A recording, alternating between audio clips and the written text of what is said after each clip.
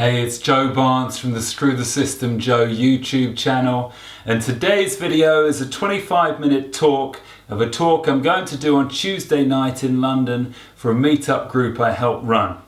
Now I thought I'd do this talk because it's a great chance for me to practice and rehearse, and also for you to get some good content that you can take away and action in your lives. But don't worry, this isn't going to be some half-assed rehearsal video. I'm going to do it take after take, edit it down until I've got it done perfectly.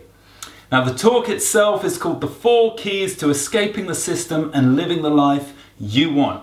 And it's actually based on information, concepts, stories and examples from my book, condensed down into a quick talk which you can use and take some action points away from.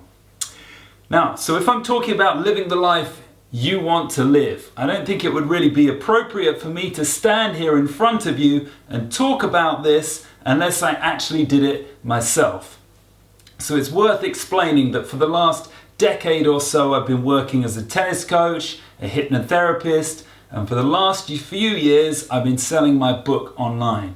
Now all of these activities go into earning me enough money to make a living doing something that I'm passionate about and that I'm stimulated by.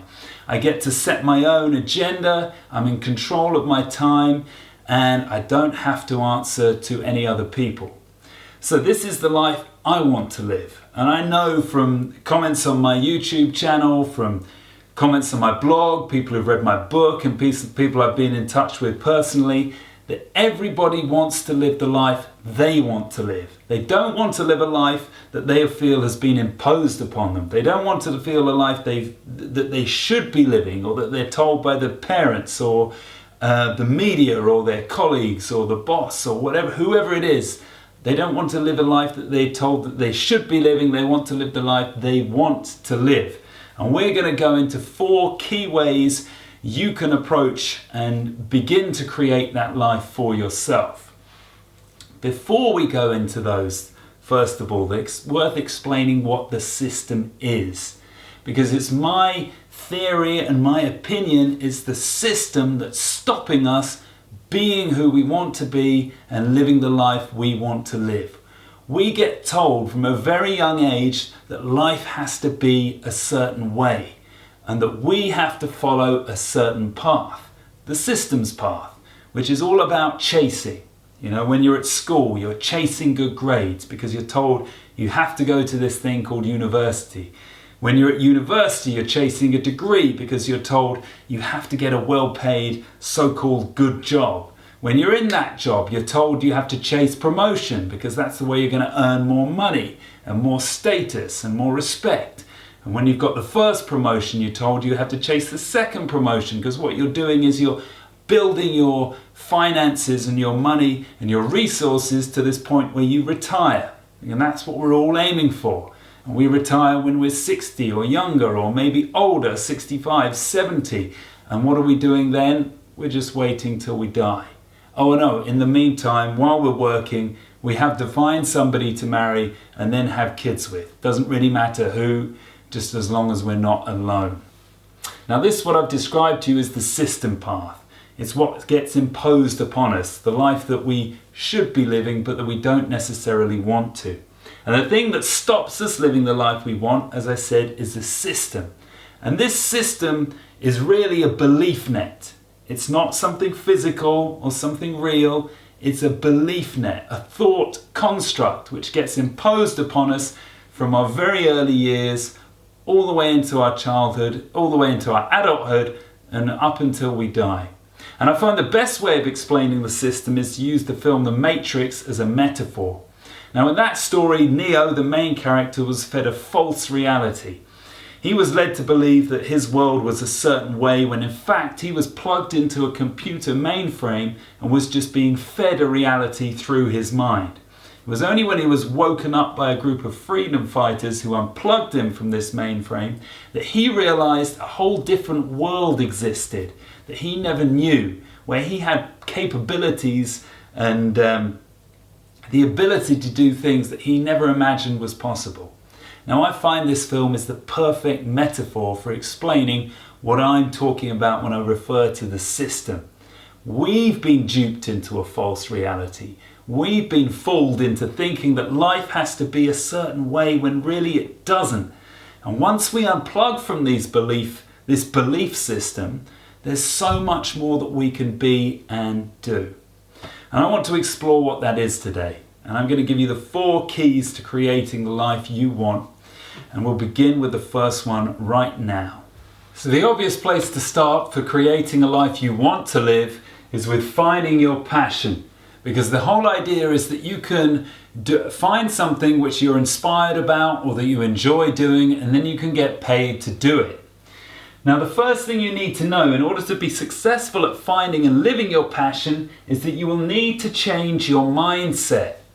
Now, what I mean by this is that I rarely meet people without any idea about something that they're passionate about or that interests them. I hardly ever come across these people.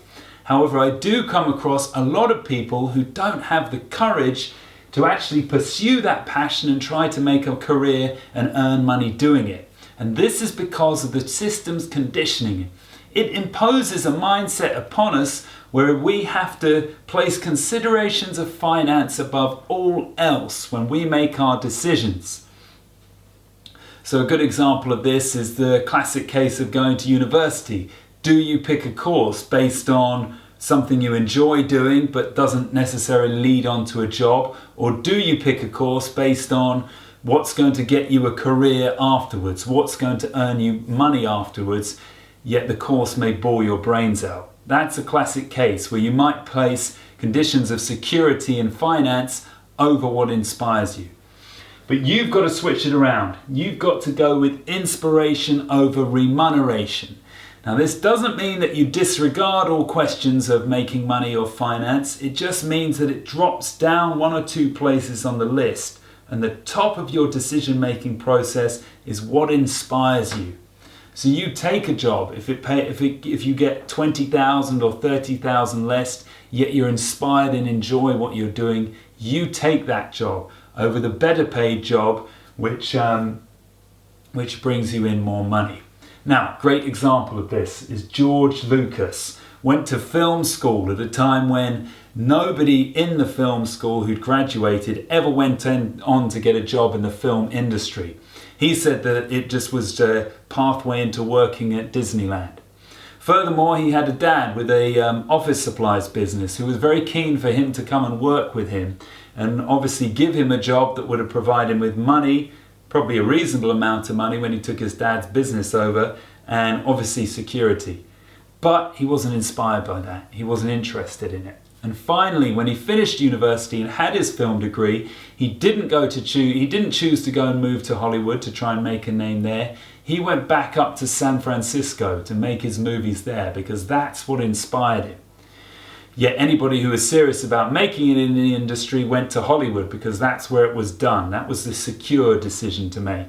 But he didn't do that. He went with the decision that inspired him. And ironically, he ended up being probably financially the most successful director of all time. So what do you do if you still have no clue about what inspires you? Now, my answer to this is you've got to really get in touch with your feelings, because they're God's divining rod telling you what you should be doing or what you shouldn't be doing. And you need to especially look for a feeling of engagement or stimulation. I think sometimes we set our sights too high when it comes to finding our passion. We expect ourselves to be bouncing with energy and excited and having fun every minute of every day, and it doesn't always have to be that way, just so long as you're stimulated and engaged by what you're doing. So search your feelings, look for the feeling of stimulation and engagement, and then try a ton of different things and see if that feeling is activated. Now, I mentioned before, this is a talk I'm giving on Tuesday night, and in the talk there's going to be a workshop section.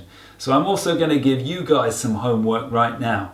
To help you with finding your passion, this is what I want you to do.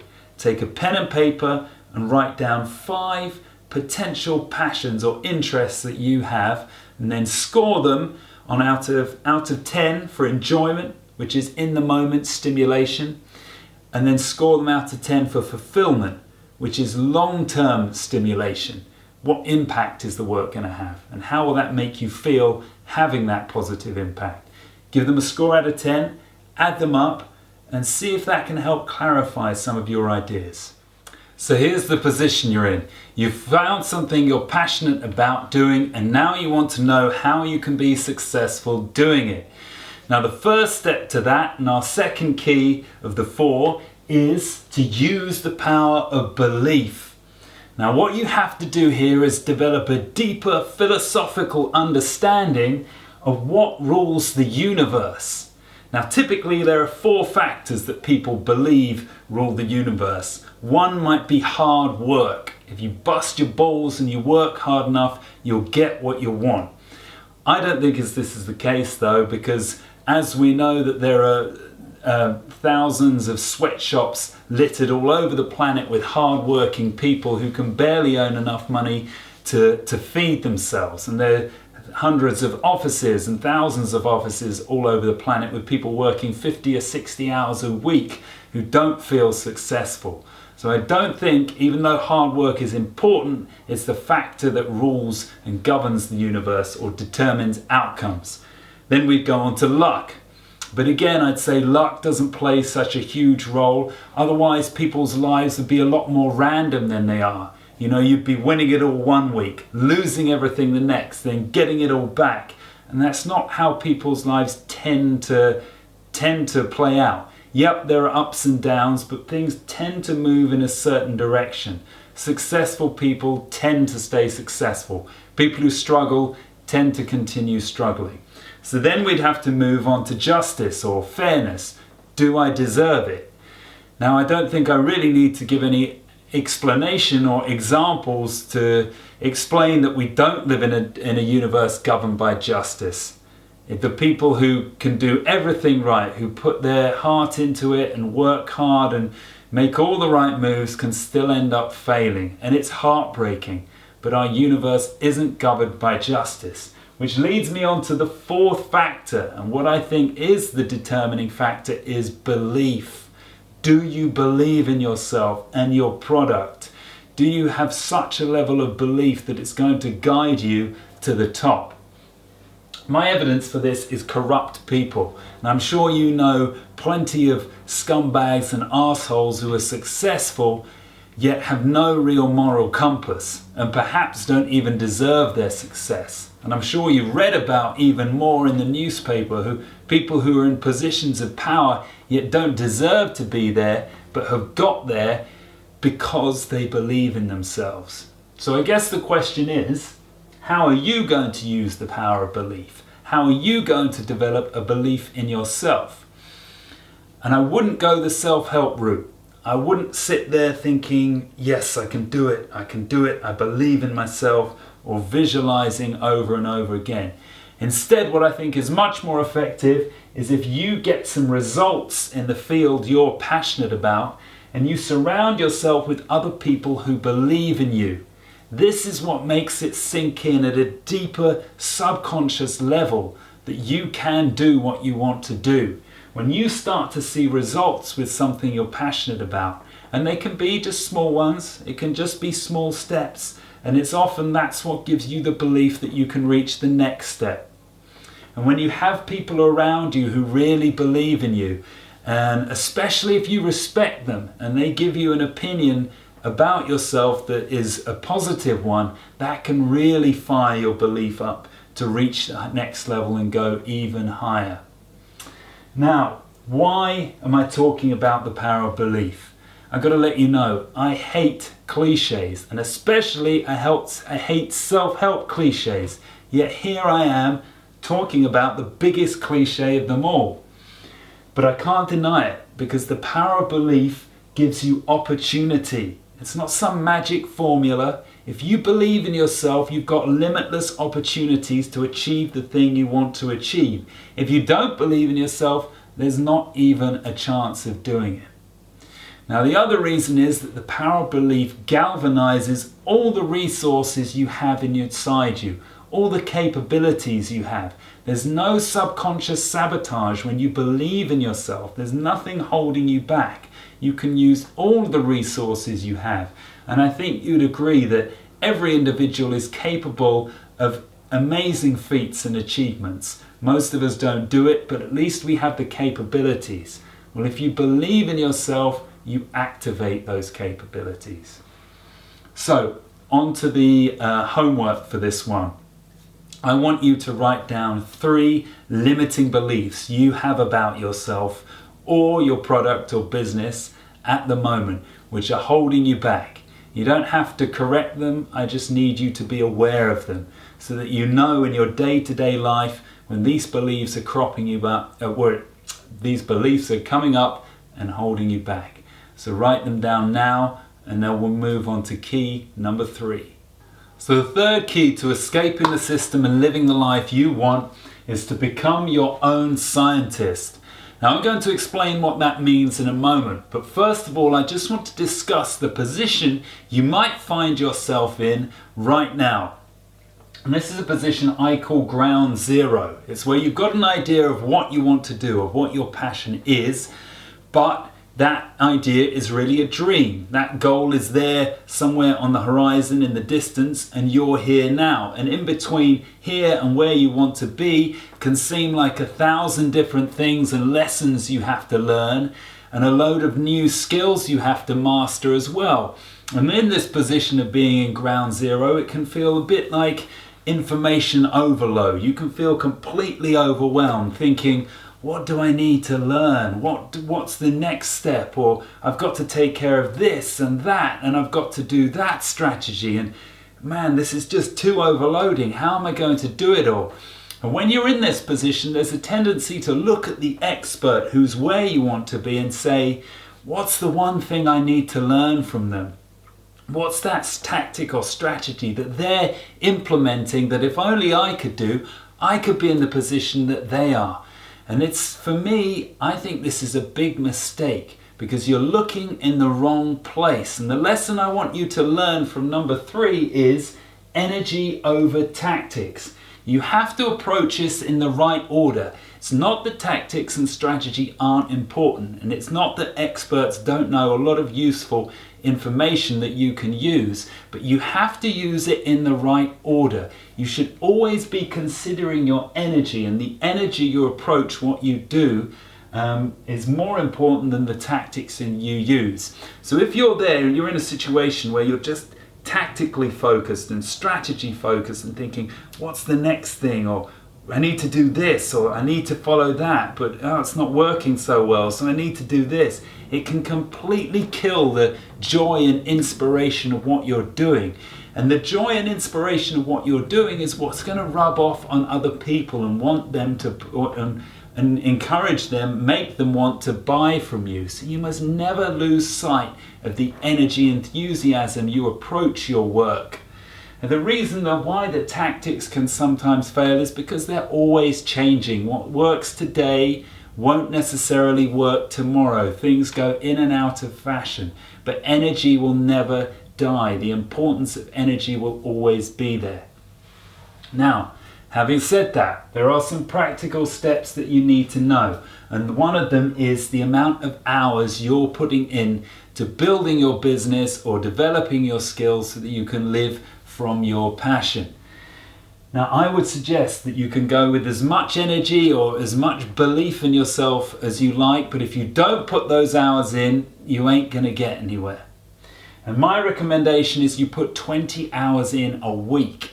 Now, this may be, and it probably will be, on top of your regular work. So you're going to have to do some serious planning and maybe even reconsider the importance of your present work, because really your dream should come first and the work is secondary. That's the mentality you've got to take. And I recommend 20 hours a week because that adds up to 1,000 a year, and then you're complying with the 10,000 hour rule, which states that to become an expert or a master in any field, you need to put 10,000 hours into it. Now you quite possibly be able to monetize your passion way before you put 10,000 hours in, but there's a good marker for you to aim at. Second thing, You need to experiment. You need to become your own scientist. And this is what I'm talking about. The lessons you learn for yourself are more important than the lessons that are taught to you. So you need to be very rigorous in finding out what particular sales strategy works, or if you have a blog, what blog posts your audience tends to prefer, so that you can give them more and more of that. You can give people more of the stuff they want and less of the stuff they're not interested in. And you only develop that kind of intuitive understanding is through a trial and error process of experimenting with different tactics and seeing what does and doesn't work. So you must realize that and become your own scientist. So the workshop, homework for today is I want you to take a diary and figure out your own schedule for the week and how you can start to put in 1 hour a day on average. So you're doing 7 hours a week on building your business or developing your skills so that you can make money living off your passion. Now, it's going to take you a bit of restructuring. You're going to have to figure out, what do I need to leave out? What am I going to have to cut back on? Perhaps you can't work beyond 5 o'clock now. Perhaps you're going to have to forget promotion and just focus on your dream instead. Whatever it is, structure your weeks so that you make time for 7 hours a week towards building your business or developing your skills, which are going to enable you to live from your passion. And I'll see you in part 4. So here we are at the 4th and final key to escaping the system and living the life you want. And it is overcoming adversity.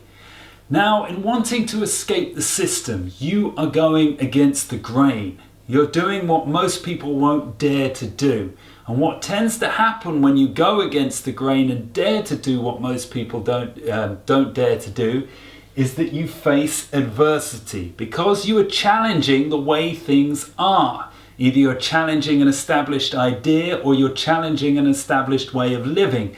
And what you're typically going to face when you first do that is a huge mountain of challenges. And I think there's a film that really gives a great example of this process, which is called Jerry Maguire. And I recommend that if you have a dream of doing something, then you need to watch this film because it's a lot of lessons and insights shared.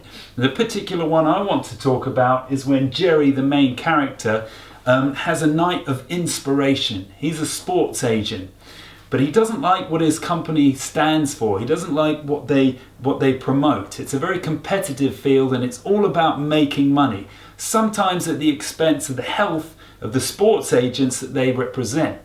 Now he has a moment of inspiration where he says, no, it shouldn't be about that. It should be about less clients, better care of those clients, rather than trying to rake in the money. Now he puts all these ideas down in a document. He stays up all night writing it, comes into work the next day, is really pumped about it, hands it to all the staff, and they're all saying, yeah, Jerry, well done. You said the thing that we were all thinking, but that we weren't brave enough to say. However, when the bosses or the partners get hold of it, they said, this is career suicide. You've got to be crazy. This isn't going to make us money. We're going to lose profits. We're going to go out of business following this idealistic nonsense. And guess what happens? He gets sacked. Boom. He's out. He loses his big client list that he's worked so hard to build. And it's a great portrayal of what can happen when you challenge the system. You face adversity. Now, the only real way to deal with this adversity and the failures that you're going to encounter is to change the meaning of failure. It has to change into a meaning where it is a means to growth. Your slip-ups, your screw-ups, your obstacles you face are actually the way you get from A to B. From where you are now, from where you want to be, is through failing. That is what is going to help you grow. Because there are only two real methods from which you can grow as a person and you can change a failure into a success. And that is through coming out of your comfort zone and breaking your pain barrier. There's not a whole complicated list of things you need to do. You just need to focus on these two things. Take every opportunity to leave your comfort zone. Now obviously we know what a comfort zone is. It's a place where we feel confident, and outside of that we struggle. We feel afraid, we feel vulnerable. But guess what? Get outside of that zone, and that's where you learn the new skills. That's where you gain the new knowledge. So you must take every opportunity you can to break free from your comfort zone. Now the next thing you need to do is break or go through your pain barrier. Now this is the little thing that tells you, it's the voice in your head telling you need to stop, I need to rest, I'm tired. I'll give you a great example. It's now just gone 6 o'clock in the evening on a Sunday. My voice is a bit tired, I'm tired, I want to lie down on the couch. I've been doing this video all afternoon and I've encountered my pain barrier, but I've told myself I've got to push through, because I push through now, that's another few more hours done. I've saved myself some time rather than starting again tomorrow when I could be doing other things there. And I will grow because I've gone through my pain barrier today. I've faced an adversity, but because I've gone through it, I will therefore grow and get that one step closer to my dream and achieving my goal. So the homework for this one, what I want you to do is find one area where you can come through, where you can break out of your comfort zone, and one occasion where you've been through your pain barrier in the next week. Write it down, challenge yourself. Let me know in the comments section below what the challenge is and if you overcame it. If you can do this every week, so one week one thing, the next week another, the next week another, you're going to be well on your way to growing and overcoming the adversity you face. So we've reached the end of the video. Thanks for watching. I hope you found it useful and you've gained some insights and inspiration. Please like and subscribe to the channel. Stay tuned for the next one, and I will see you then. Bye bye.